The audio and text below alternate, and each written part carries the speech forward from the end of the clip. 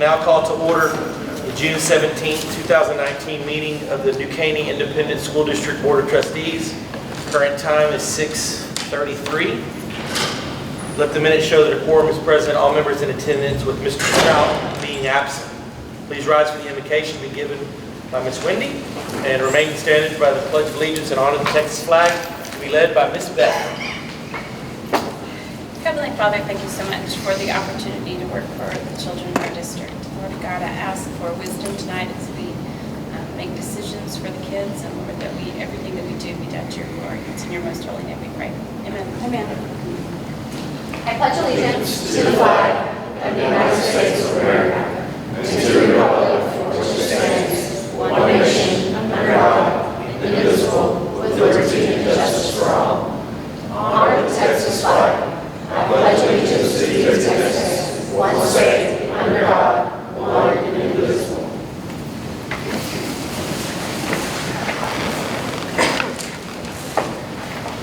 Item 2 on the agenda is to review the plan of financing consideration, adopting an order authorizing the issuance of school, building, and refunding bonds, establish the parameters for the bonds, and delegating authority the administration to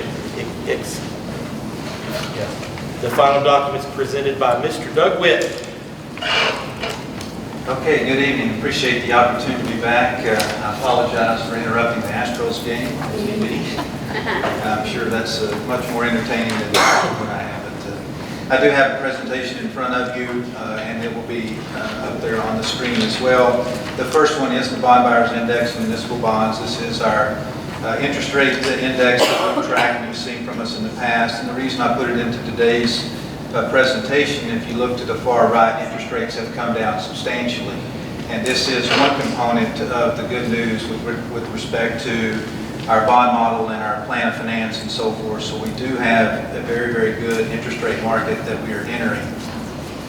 On the second slide, there are some challenges that we face. There's some notes here on House Bill 3. Most of House Bill 3 does not pertain to what I do, which is your voted bonds and your interest and sinking fund budget. But just to hit a couple of highlights, tax rate compression, of course, on the maintenance and operating side from $1.17 to $1.684. There is obviously additional M&O funding with that, but there's also additional mandates. Again, not my area of expertise. The third bullet point, the fast growth allotment, that's good. It's finally beneficial for them to see that our fast-growing school districts do have financial challenges that have to be met, and identifying an allotment that is used to address that.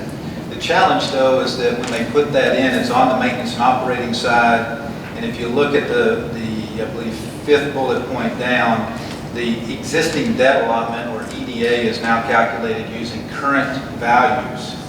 And that's a disadvantage to our growing districts because before we would be able to tax on this year's increased value and receive our interest and sinking fund subsidy on last year's values.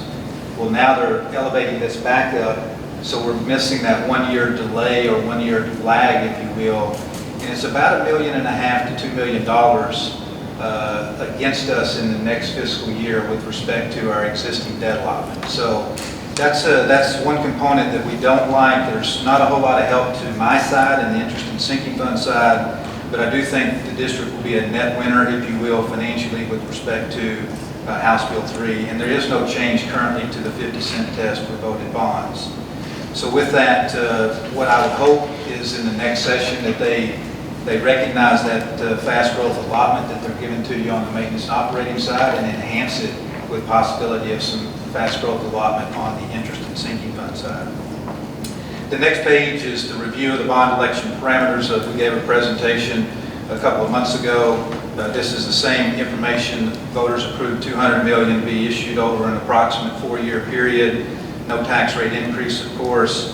The use of INS fund balance. We did run the wealth equalization from the existing debt allotment at $35.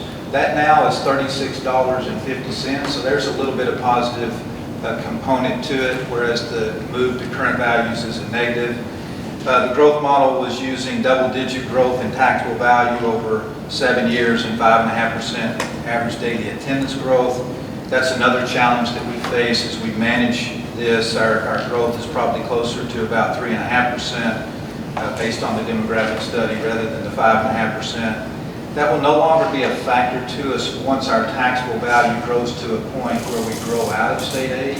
So all of these components of the state assistance that I'm talking about and your average daily attendance are temporary with respect to the INS and will no longer be factors in several years as our values grow faster than our student count. The last thing, again, is the 4.25% budgeted interest rate. For our bond model, we're coming in well under that. Your last bond sale was a 3%, what we call short-term variable rate type bond. These bonds that we're looking at today will be an approximate 3.5% type rate. So we're well under budget, and that's another positive factor to our overall bond model. The next page, the bond installments. Of course, the voters approved $200 million. You issued $60 million in 2018. The plan is to issue an additional $60 million here in 2019, and that will leave us with $80 million of authorized but unissued to be issued over the next several years. The next page, page 6, is again the optional redemption dates that are approaching. You'll see in kind of the middle the call date, February of 20, for 2 of the bonds that were issued in 2010. And then in August of 20 for the 2010A refunding bond, and then 2011 is August of 2021. The far right column, under new federal tax law, we can only refund bonds close to that call date within 90 days.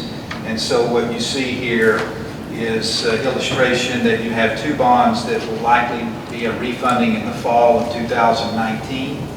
It's $12 million and $5 million, so these aren't big amounts that we have, but these are what we would call housekeeping refundings to take advantage of low interest rates and provide as much interest cost savings to our bond model that we can.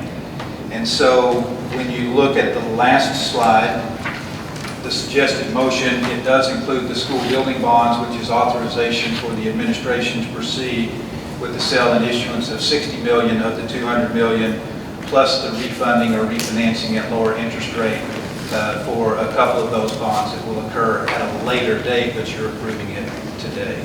So with that, that's a short update presentation.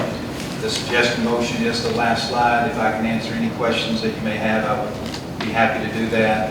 And again, I'll tell you thank you for the position on the agenda. It's really appreciated.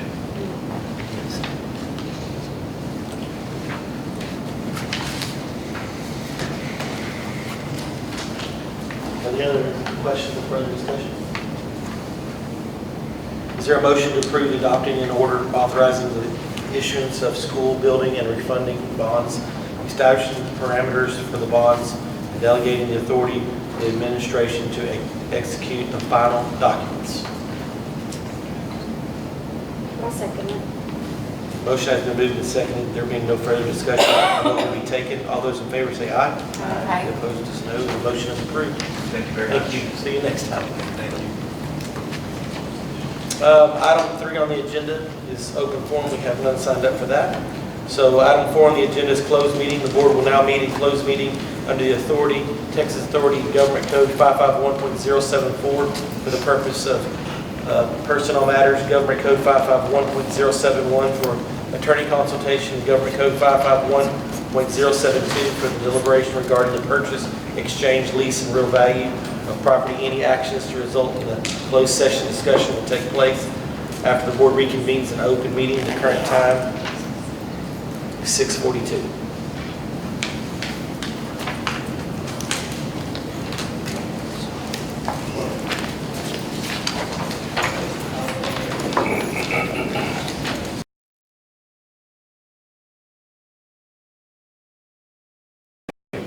Board ends its closed meeting at 8:09.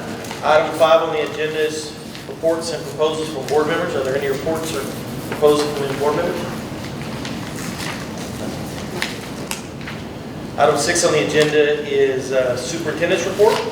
Thank you. Item 7 on the agenda is consent calendar consisting of consideration of minutes, consideration of finance reports, consideration of purchasing reports, consideration of personnel reports, and consideration of local policy update 112. Are there any questions? I'd like to have a discussion on item D3, the compensation plan.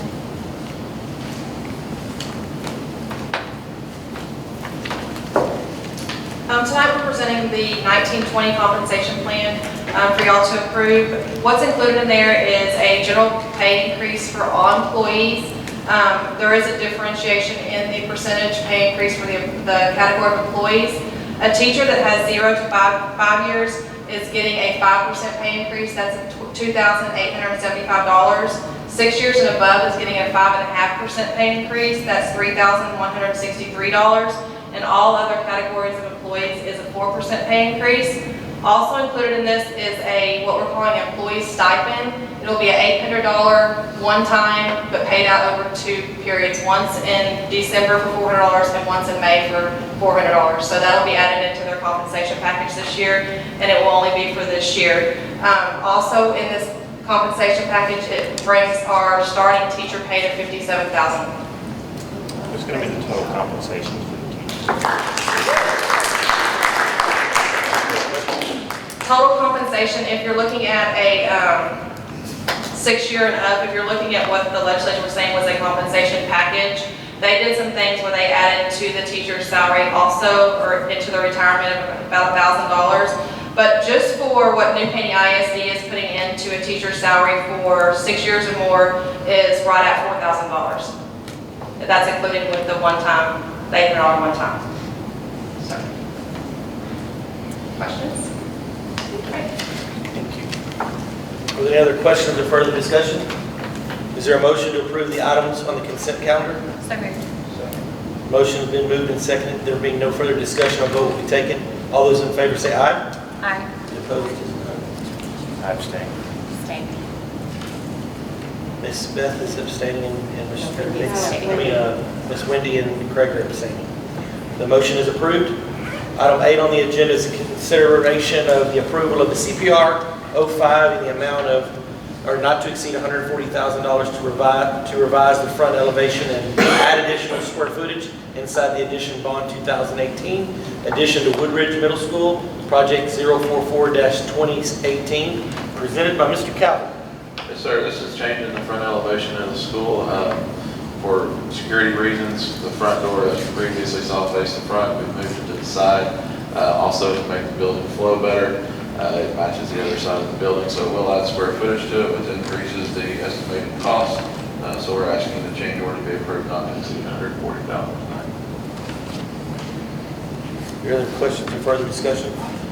Is there a motion to approve the CPR 05 in the amount of not to exceed $140,000 to revise the front elevation and add additional square footage inside the addition bond 2018, Woodridge Ford's Middle School project 044-2018? Second. Motion has been moved and seconded. There being no further discussion, a vote will be taken. All those in favor say aye. Aye. Opposed is no. The motion is approved. Item 9 on the agenda is consideration of the approval of the CPR 02 in the amount not to exceed $76,000 to revise the electrical and data requirements, bond 2015, transportation parking lot expansion project 872-2015. Mr. Calvin. Yes, sir. This is the land that we purchased on Antique Lane that's just north of the transportation facility. This change order is requesting some additional power and data outlets be in that area for electrical, light poles, potential gate. Also, it'll set it up if we ever expand onto that site for another transportation building per se. Everything will be already rewired, ready to go. Any other questions or further discussion? Is there a motion to approve? Oh, no, that's not right.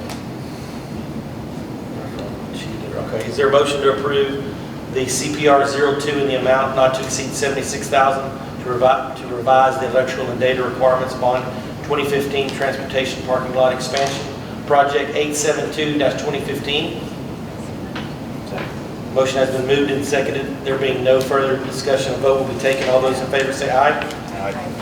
There's none opposed. The motion is approved. There being no further discussion, no further business, the meeting is adjourned at 8:15.